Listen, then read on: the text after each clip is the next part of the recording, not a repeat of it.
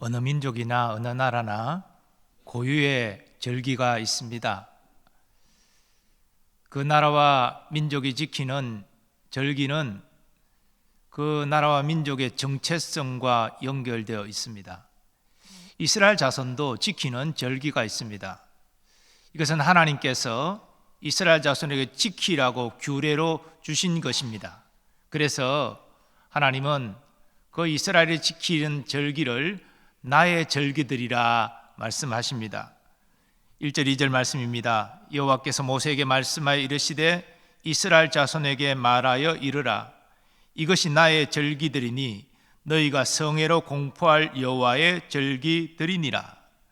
하나님이 주신 절기는 하나님과 이스라엘 자손의 관계를 분명히 나타냅니다. 하나님이 주신 그 절기를 지키면서 이스라엘 자손은 하나님과 자신들의 관계를 다시 한번 확인하게 되고 자신들이 하나님이 택한 구원받은 백성임을 확신할 수 있었습니다. 절기와 관련해 하나님께서 오늘 본문을 통하여 가장 먼저 말씀하시는 규례는 안식일 규례입니다. 엿새 동안은 일할 것이요 일곱째 날은 쉴 안식일이니 성회의 날이라. 너희는 아무 일도 하지 말라. 이는 너희가 거주하는 각처에서 지킬 여호와의 안식일이니라. 안식일은 여호와께서 엿새 동안 천지를 창조하시고 일곱째 날에 안식한 것에서 유래되었습니다. 그러나 단순히 7일째 쉬는 것이 안식일 규례의 핵심이 아닙니다. 7일째 쉬기 위해서는 엿새 동안 열심히 일을 해야 됩니다. 수고의 땀을 흘려야 됩니다. 그런 사람이 일곱째 날에 안식할 자격이 있다는 것입니다. 그리고 하나님은 안식일을 성회의 날이라고 말씀하십니다. 이 성회의 날이라고 말씀하시는 것은 그저 쉬는 것으로 끝나는 것이 아니라 안식을 주신 하나님께 예배하는 날이다라고 말씀하시는 것입니다. 그리고 안식일은 선한 일에 힘쓰는 날입니다. 우리 예수님께서는 안식일에 더욱 선한 일에 힘쓰셨습니다. 사람을 구하는 일에 힘쓰셨습니다. 유대 종교 지도자들은 왜 저 나사렛 예수가 병자를 안식일에 고치느냐 비난했지만 안식일은 선한 일을 하는 날이기 때문에 병으로 고통받는 자들을 예수님은 고치신 것입니다. 그런데 예수님이 이 땅에 오셔서 우리 죄를 위하여 죽으시고 부활하신 후에는 안식일 예배가 주일 예배로 대체되었습니다. 그리스도인에게 있어서 구약 율법이 명하는 안식일 예배보다는 예수님이 죽으시고 부활하신 날인 주일에 드리는 예배가 훨씬 더 의미가 있기 때문입니다. 그래서 초대교회 때부터 주일에 예배를 드렸습니다. 물론 성경에 명확하게 안식일에 예배드리지 말고 주일에 예배드리라 이런 구절은 나오지 않지만 간접적인 증거들은 나타납니다. 특별히 사도 바울은 고린도 교회 성도들에게 기근으로 고통하는 예루살렘 교회 성도들을 위하여 주일에 연보할 것을 이렇게 요청합니다. 성도를 위하여 연보에 관하여는 내가 갈라디아 교회들에게 명한 것 같이 너희도 그렇게 하라. 매주 첫날에 너희 각 사람이 수입에 따라 모아두어서 내가 갈 때 연보를 하지 않게 하라. 사도는 매주 첫날에 연보하라 라고 말하고 있는데 이것은 주일에 예배 드릴 때 연보하라는 의미입니다. 우리 그리스도인에게 있어서 한 주간의 첫날은 월요일이 아니라 주일이 아닙니까? 그래서 첫날에 예배를 드리고 그때 예루살렘 교회 성도들을 위한 연보를 하라 그렇게 명하고 있는 것입니다. 다음으로 하나님은 유월절과 무교절 절기를 말씀하십니다. 첫째 달 19날 저녁은 여호와의 유월절이요 이달 15째 날은 여호와의 무교절이니 이래 동안 너희는 무교병을 먹을 것이요 그 첫날에는 너희가 성회로 모이고 아무 노동도 하지 말지며 너희는 이래 동안 여호와께 화제를 드릴 것이요 일곱째 날에도 성회로 모이고 아무 노동도 하지 말지니라. 여기 첫째 딸이라고 말하는데 이것은 양력 첫째 딸을 말하는 것이 아니고요, 유대역으로 첫째 딸을 말하는 것입니다. 첫째 딸 19날은 오늘날로 말하면 3, 4월경이 될 것입니다. 유대인들은 유대력으로 첫째 달 14일 저녁에 유월절 양을 잡게 됩니다. 그러니까 히브리인들은 하루 개념이 해가 지는 오후 6시부터 하루가 시작되기 때문에, 자정부터 우리는 시작되지만 히브리인들은 해가 지는 저녁 6시부터 하루가 시작됩니다. 그 해가 지는 그 저녁, 그때 유월절 양을 잡고 그리고 유월절 양을 이렇게 먹게 되는 것이죠. 유월절에 대한 자세한 규례는 출애굽기에 이렇게 소개되고 있습니다.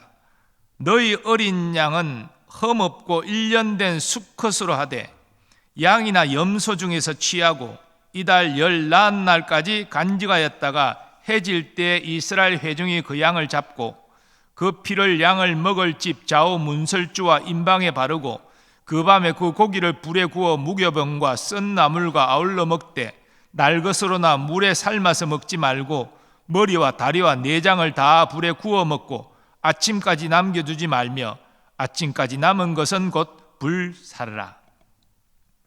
하나님께서 이 규례를 주신 배경은 이스라엘 자손을 급하게 출애굽시키기 위함입니다. 하나님은 바로의 앞지 아래 신음하는 이스라엘 자손의 부르짖음을 들으셨습니다.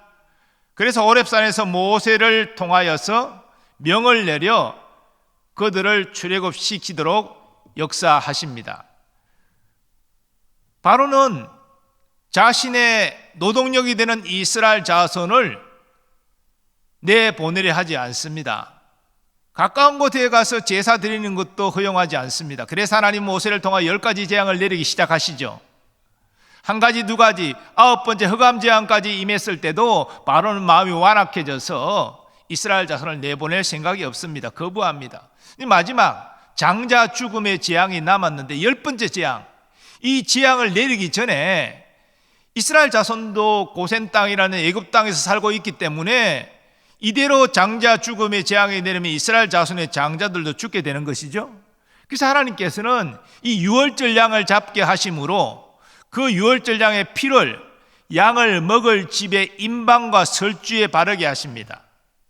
그리고 장자 죽음을 내리는 재앙의 천사로 하여금 그 집의 임방과 설주에 발라진 피를 보고 그 집에 재앙을 가지고 들어가지 않고 그 집을 뛰어넘어가게 하셨습니다. 이 유월이라는 말이 패스오버, 뛰어넘는다는 뜻이거든요. 그래서 유월절이라는 이 단어가 나온 것이죠. 하지만 애굽 사람들은 유월절 양을 잡지 않았습니다. 믿음으로 임방과 설주에 그 피를 바르지 않았습니다. 이 재앙의 천사가 그 모든 애굽 사람의 집에는 다 들어가가지고 바로의 궁에까지 들어가가지고 장자를 다 하룻밤에 죽였다는 것이죠. 애굽에는 통곡이 일어나고 슬픔이 가득 찼습니다. 더 이상 우리가 재앙을 받으면 우리까지 다 죽겠다.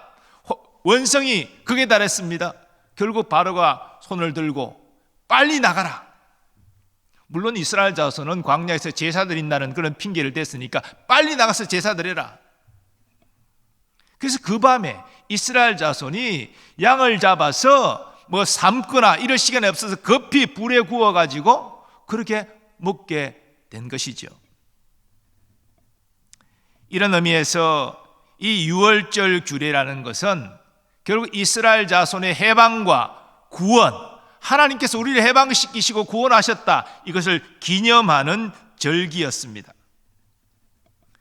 이스라엘 자손이 장자 죽음의 재앙을 면하고 드디어 앞제 다가는 애굽에서 출애굽하여 구원을 얻게 된 그 유월절 양과 그 양의 피는 바로 우리의 구원을 위하여 희생당하신 예수님과 예수님의 보혈을 상징합니다. 특별히 예수님께서 십자가에서 죽으셨는데, 사실 성경을 자세히 보면은 이 유대 종교 지도자들이 더럽힘을 받지 않고 유월절 잔치에 참여하고자 했다, 이렇게 성경이 증거하는 대목이 나오지요. 빌라도에게 예수님을 넘길 때 그런 내용이 나오는데요, 성서학자들은 대부분 예수님이 유월절이 시작되기 전에 죽으신 것으로 이해합니다. 합리적인 추론은 바로 예수님이 금요일 날 죽으셨는데 금요일 해 지고 나서 유월절이 시작되었다라고 보는 것이죠. 우리로 보면은 같은 날, 물론 이스라엘 자손 입장에서는 해가 지면서 새로운 날이 시작되기 때문에 날이 다르지만, 우리가 볼 때는 같은 금요일에, 다시 말해서 금요일 저녁부터 유월절이 시작되는데 예수님은 그 시작되기 3시간 전에 운명하셨다는 것입니다. 일찍이 하나님께서 유월절 어린 양을 통하여서 대속주 예수 그리스도를 예고하시고, 그 유월절이 시작되는 그 날 3시간 전에 예수님께 우리를 위한 유월절 어린 양이 되어 죽으셨다는 것입니다. 예수님께서 십자가에 죽으신 것은 우리의 죄값을 지시고 우리의 저주를 대신 담당하신 것입니다. 그래서 예수 그리스도의 보혈로 인친 우리는 하나님의 정죄 심판에 이르지 아니합니다. 임방과 설지에 어린 양의 피가 발라진 그 집안에는 장자 죽음의 재앙이 임하지 않았던 것처럼, 예수 그리스도의 보혈을 믿음으로 인친 우리는 하나님의 정죄 심판에 이르지 않는다는 것이죠. 왜냐하면 예수님의 그 보혈은 우리의 죄를 지불한 증거이기 때문입니다. 일찍이 이사야 선지자는 우리 구원을 위한 예수님의 희생과 이로 인한 우리의 구원의 복락을 이렇게 예언한 바 있습니다. 그가 찔림은 우리의 허물 때문이요 그가 상함은 우리의 죄악 때문이라. 그가 징계를 받음으로 우리는 평안을 누리고 그가 채찍에 맞음으로 우리는 나음을 받았도다. 무교절은 6월절에 이어서 유대력으로 1월 15일부터 21일까지 15일 저녁부터 21일 저녁까지 1회 동안 지키는 절기입니다. 이 절기의 이름에서 무교절이라는 이름에서 확인되듯이 이 일주일 동안에는 누룩을 넣지 않은 무교병을 먹어야 됩니다. 이 무교병을 먹는 것도 출애굽의 역사를 기억하는 것인데요, 급하게 애굽을 나오면서 누룩을 넣어 발효시킬 시간이 없어서 발효되지 않은 그런 무교병을 구워서 챙겨 나왔다는 것이죠. 그래서 급하게 나오면서 이런 일이 일어났던 것을 무교병을 먹으면서 하나님의 구원과 그 은혜를 그들은 회상하고 기념하는 것입니다. 특별히 하나님은 무교절 첫날에 성회로 모이고 아무 일도 하지 말라라고 말씀하십니다. 첫날에 안식하라는 말씀이죠. 그리고 저들은 한 주간 동안 무교병을 먹으면서 자신들의 조상들이 어떻게 출애굽의 은혜를 입었는지 서로 이야기하면서 생각해야 됐습니다. 그리고 감사하는 시간을 가져야 됩니다. 그리고 마지막 7일째 되는 날에 다시 아무 일도 하지 말고 성회로 모여 하나님께 화제를 드려야 됐습니다. 유월절과 무교절은 이어지는 절기이기 때문에 후에 통합되어 유교절, 유월절 또는 무교절로 불리기도 했습니다. 다음으로 하나님은 초실절 규례를 말씀하십니다. 초실절 규례는 이스라엘 자손이 광야 생활을 할 때는 지킬 수 없는 규례입니다. 왜냐하면 첫 추수를 하고 난 다음에 하나님께 감사의 예물을 드리는 절기이기 때문이죠. 광야 행진할 때는 농사나 뭐나 농작물을 가꿀 수가 없지 않습니까? 추수라는 게 없지요. 하나님이 내리시는 만나만 먹고 또 필요하면 메추라기 주셔서 또 고기도 먹고 그렇게 하나님을 의지하는 생활을 하는 것이 광야 생활입니다. 이것은 가나안 땅에 들어가서 정착하여 농사를 지어서 첫 추수를 할 때 하나님께 감사 예물을 드리는 절기입니다. 그런데 이 초실절 규례는 딱 한 번 가나안 땅에 첫 농사 짓고 첫 추수할 때만 드리는 절기는 아닙니다. 이제 매년 첫 추수를 할 때 그 추수물을 가지고 하나님께 드림으로 지키는 절기입니다.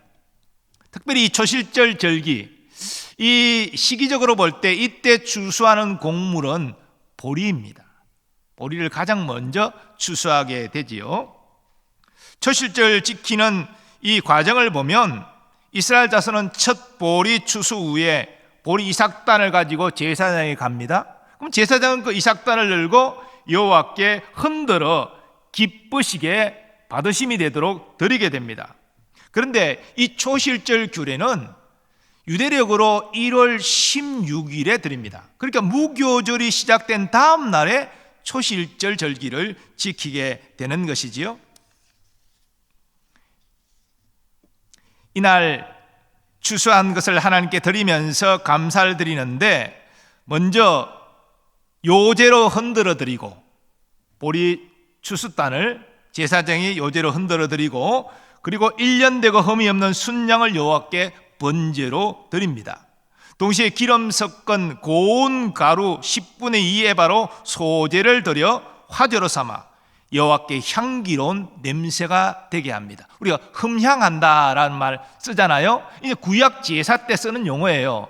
그 향기로운 냄새로 하나님께 올려드린다. 그래서 하나님 그 냄새를 맡으시고 받으시는, 이게 흠향한다라고 말을 하죠. 그리고 부어드리는 전제, 포도주 4분의 1흰, 이것은 1리터 정도의 양을 드리는 것입니다. 이렇게 요제로, 또 번제로, 그리고 소제로, 전제로 이렇게 하나님께 감사의 예물을 드리는데요. 근데 하나님은 특별히 하나님께 먼저 감사의 제물을 드리기 전에 추수한 보리로 어떤 음식도 만들어 먹어서는 안 된다라고 규정하고 계십니다.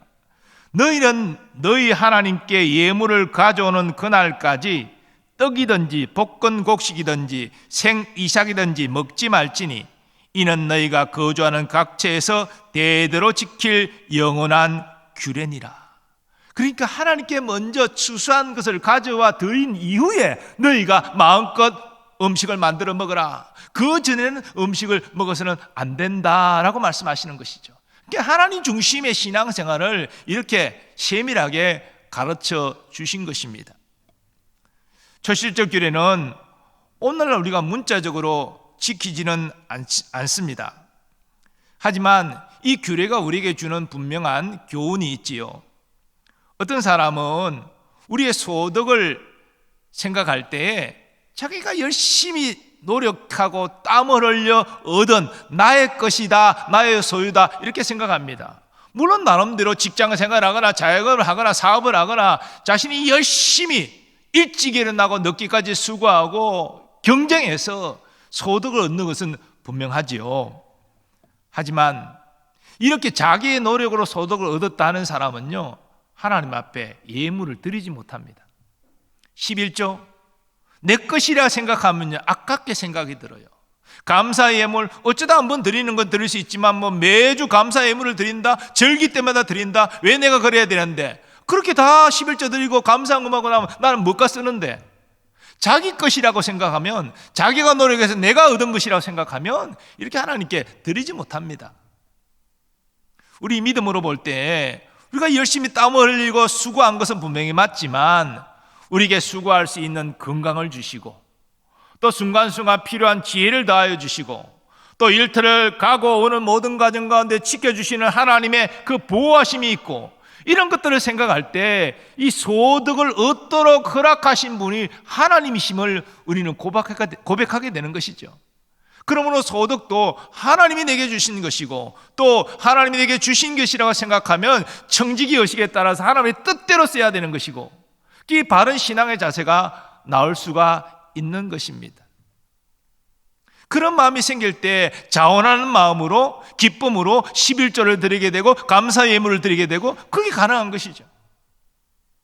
하나님이 인색함으로나 억지로 또 강요에 의해서 드리는 예물 기뻐 받으시지 않습니다.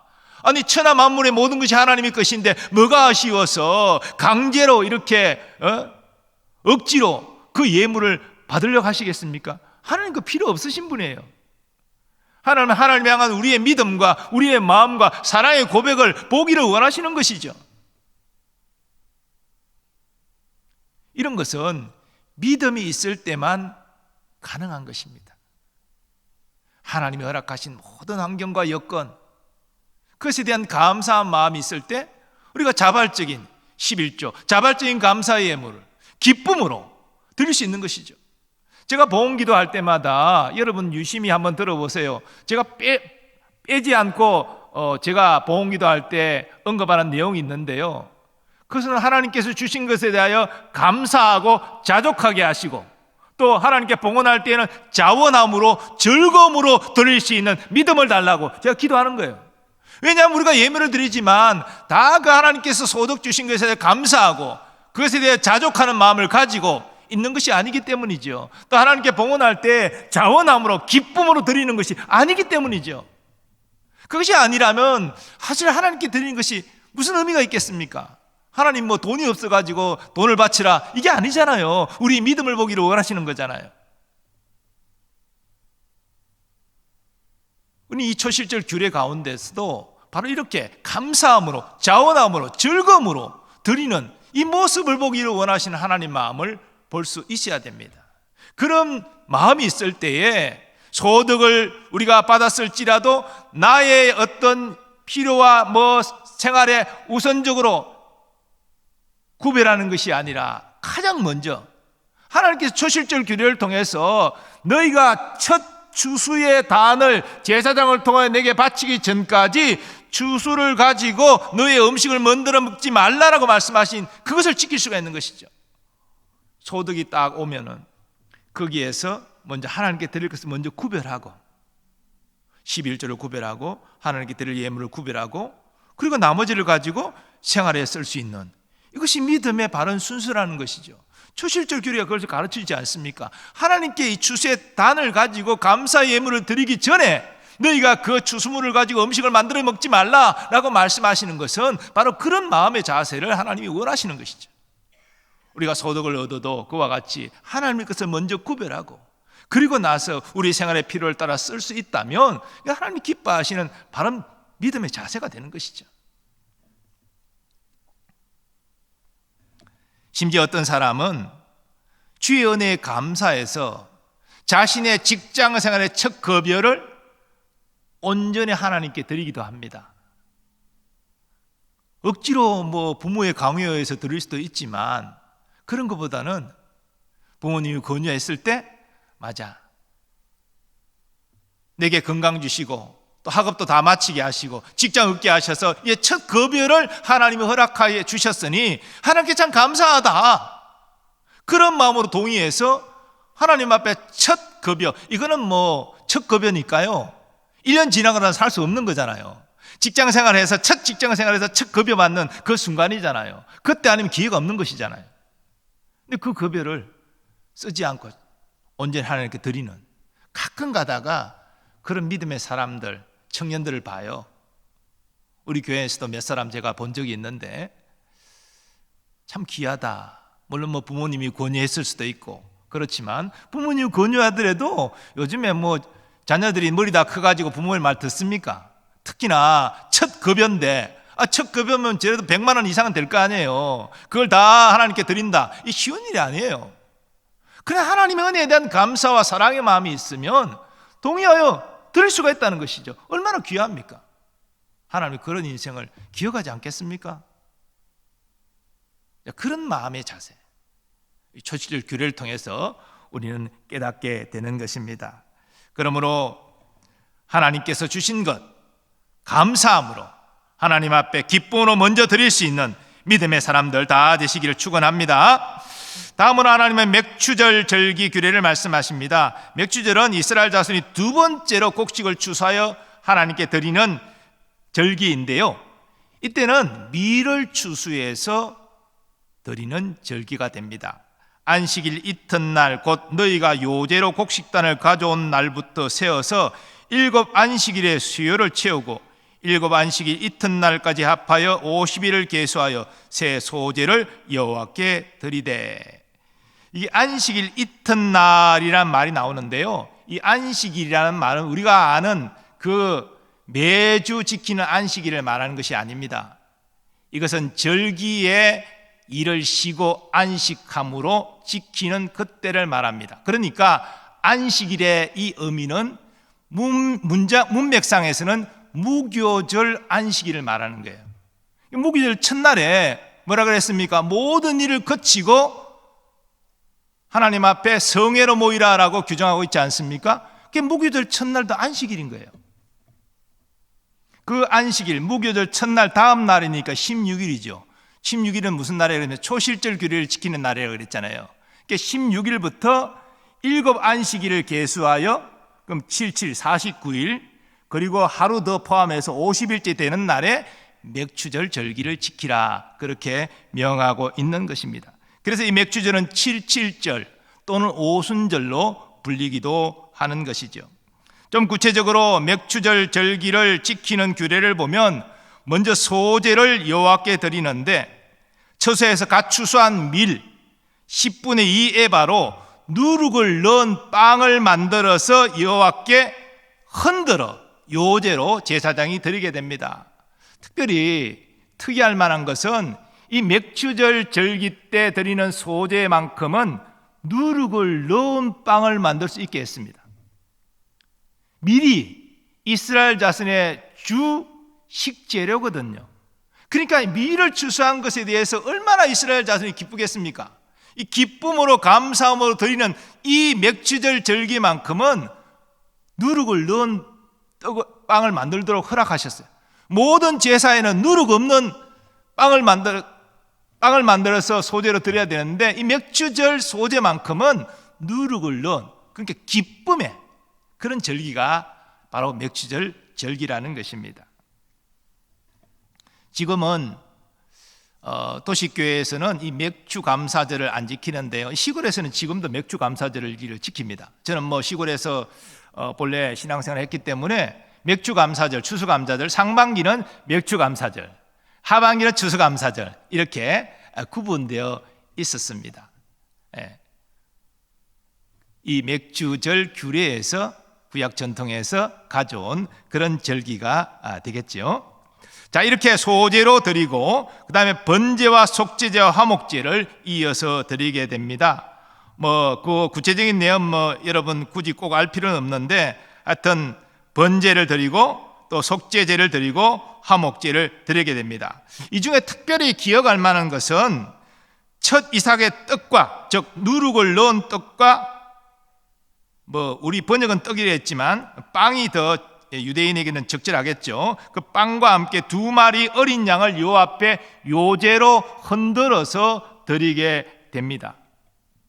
요제로 흔드는 것은요 이렇게 흔드는 것이 아니고 이렇게 흔드는 것입니다. 하나님께 드렸다가 하나님이 다시 이렇게 주시는 형식으로 이런 식으로 이제 요제를 드리게 되는데요. 지금 20절 말씀에 이 요제로 드린 예물은 제사장의 몫으로 돌린다라고 말씀하십니다. 제사장은 그 첫 이삭의 떡과 함께 그 2마리 어린 양을 여호와 앞에 흔들어서 요제를 삼을 것이요 이것들은 여호와께 드리는 성물이니 제사장에게 돌릴 것이며 맥추절 절기 규례 하나님께 드리는 모든 예물이 다 제사장에게 간 것은 아닙니다. 근데 요제로 드리는 것은 꼭 제사장의 몫으로 돌렸습니다. 수고한 제사장이 그 몫을 받는 것이 합당하다는 것이지요. 자, 그리고 맥추절에는 어떤 노동도 하지 말고 성회를 공포할 것을 말씀하십니다. 맥추절에도 안식을 지키라라고 말씀하고 있는 것입니다. 앞서 맥추절 규례를 77절 또는 오순절로도 부른다고 말씀하셨는데 우리 구속사에 있어서 오순절은 굉장히 중요하죠. 신약 성경에서 오순절 하면은 뭐가 떠오르십니까? 바로 예수님의 제자들이 예루살렘을 떠나지 않고 성령이 임하기를 간절히 기도했을 때 오순절 날에 성령이 임해서 제자들이 성령으로 세례를 받고 성령으로 충만해진 것이죠.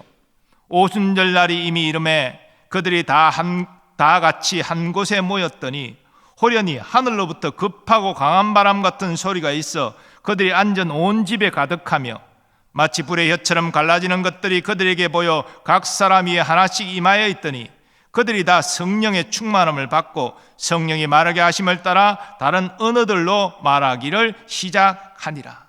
오순절에 성령이 임한 것입니다. 근데 이 성령이 임한 것이 왜 중요하냐? 이게 교회의 시작이었기 때문이죠. 성령으로 충만한 베드로가 모여든 유대인들에게 예수님의 죽음과 부활을 증거했습니다. 그때 회개하고 세례를 받는 자들이 3,000명이 됐습니다. 바로 예루살렘 교회가 시작이 된 것입니다. 예루살렘 교회가 시작이 됐을 때는 사실은 유대인들은 유대교의 한 분파처럼 이해했습니다. 그래서 바퀴도 없었어요. 유대교 안에는 여러 분파들이 있었기 때문에 그런 분파의 하나로 이해했습니다. 그렇기 때문에 처음 예루살렘 교회는 안식일에 예배를 드렸을 것입니다. 성전에 모이기를 힘썼다라고 말하고 있잖아요. 성전에서 그렇게 예배를 안식일에 드린 것이죠. 그러나 언제인지는 정확하게 모르지만 언제부턴가 사도들의 인도로 안식일에 예배를 드린 것이 아니라 예수님이 부활하신 주일에 예배를 드리기 시작한 것이죠. 그래서 제가 아까 고린도전서 사도 바울이 매주 첫날에 연보하라, 예배 드릴 때 연보하란 말이죠. 매주 첫날은 일요일을 말하는 것이거든요. 그래서 초대교회 때부터 이 주일에 예배 드리는 것이 이제 교회 전통이 되었고, 오늘날 우리는 안식일이라는 토요일에 하나님께 예배 드리는 것이 아니라 예수님이 부활하신 주일에 하나님께 예배를 드리는 것입니다. 앞에도 말씀드렸지만 이 구약의 절기와 예수 그리스도는 긴밀하게 연결되어 있지요. 바로 유월절과 예수님이 연결되어 있습니다. 그리고 오순절과 교회가 또 연결되어 있습니다. 그리고 예수님이 부활하신 주일에 우리는 이제 하나님께 예배를 드립니다. 이 모든 것들이 바로 하나님의 치밀한 구속사를 통해서 구약과 신약을 연결시키는 바로 그것임을 우리는 깨닫게 되는 것이지요. 그리고 끝으로 22절에는 이 절기에 대한 보안 규례로서 추수할 때 가난한 자들을 배려하라 라는 여호와의 명령이 나옵니다. 너희 땅에 곡물을 벨 때에 반 모퉁이까지 다 베지 말며 떨어진 것을 줍지 말고 그것을 가난한 자와 거류민을 위하여 남겨두라. 나는 너희 하나님 여호와이니라.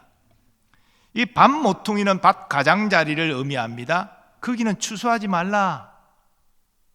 또 너희가 추수하다가 땅에 떨어진 것도 줍지 말라. 왜냐? 가난한 자들을 배려하라는 것입니다.